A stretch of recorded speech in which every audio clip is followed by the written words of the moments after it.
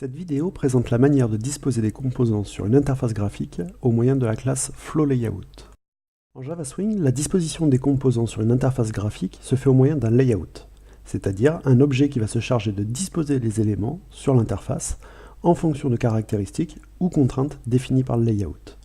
La classe la plus simple définissant un layout est le FlowLayout. C'est ce type de layout qui est utilisé par défaut sur les composants de type JPanel.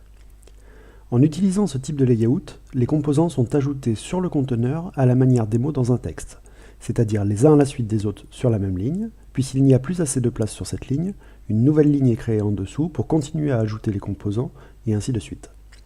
Le flow layout n'impose pas de contraintes aux composants qui sont ajoutés, c'est-à-dire que chaque composant prend la place dont il a besoin pour être affiché correctement. De la même manière que dans un éditeur de texte, où l'on peut choisir comment aligner le texte, il est ici possible de déterminer si les composants seront alignés à gauche, à droite ou centrés. Pour cela, il existe un constructeur pour le flow layout qui prend en paramètre un entier. La valeur de cet entier déterminera l'alignement que l'on souhaite prendre pour disposer nos composants. Les différents alignements possibles sont enregistrés sous la forme de static final int dans flow layout. Les valeurs possibles sont left, right ou center. A noter qu'il existe également un constructeur par défaut, où center est l'alignement défini par défaut. Enfin, par défaut, les composants sont ajoutés de gauche à droite, mais il est possible de choisir de les ajouter de droite à gauche au moyen de la méthode setComponentOrientation, utilisée par le conteneur qui va ajouter les composants. Cette méthode prend en paramètre un entier, dont la valeur déterminera si les composants sont ajoutés de gauche à droite ou de droite à gauche.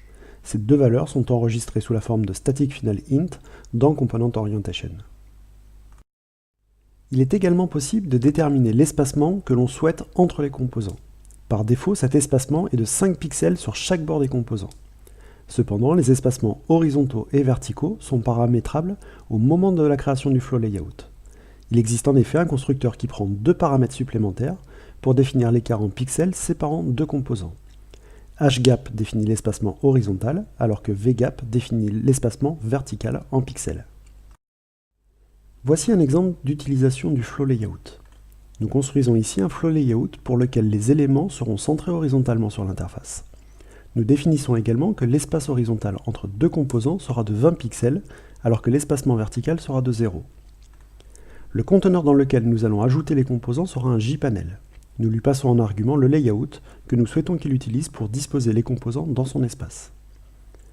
Nous ajoutons ensuite les composants souhaités à ce conteneur. A noter que pour l'exemple, nous avons créé une méthode statique qui nous permet de créer des libellés basiques, numérotés par ordre de création et entourés d'une bordure pour montrer leur place sur l'interface. Nous avons également choisi de leur attribuer une taille préférée qui sera conservée par le flow layout. Enfin, nous paramétrons le JPanel utilisé de manière à ce que les composants soient ajoutés de droite à gauche sur l'interface. Le résultat obtenu est l'interface ci-dessous. Notez que les composants ont pris la taille dont ils avaient besoin, celle que nous avions définie dans la méthode GenerLabel, et ils sont espacés de 20 pixels. Comme nous avons laissé à l'interface graphique le soin de définir sa taille optimale, l'interface a pris une taille lui permettant d'ajouter les trois composants les uns à la suite des autres. Notez que si vous réduisez la longueur de l'interface et qu'il n'y a plus assez de place sur la longueur pour afficher les trois composants, le dernier composant ajouté sera déplacé sur la ligne en dessous. Enfin, vous noterez également que les composants sont bien centrés horizontalement sur l'interface, comme demandé à la création du flow layout. Cette vidéo sur la disposition des éléments au moyen du flow layout est maintenant terminée. N'hésitez pas à nous envoyer vos questions ou commentaires sur la vidéo à l'adresse petitboutdecode@gmail.com.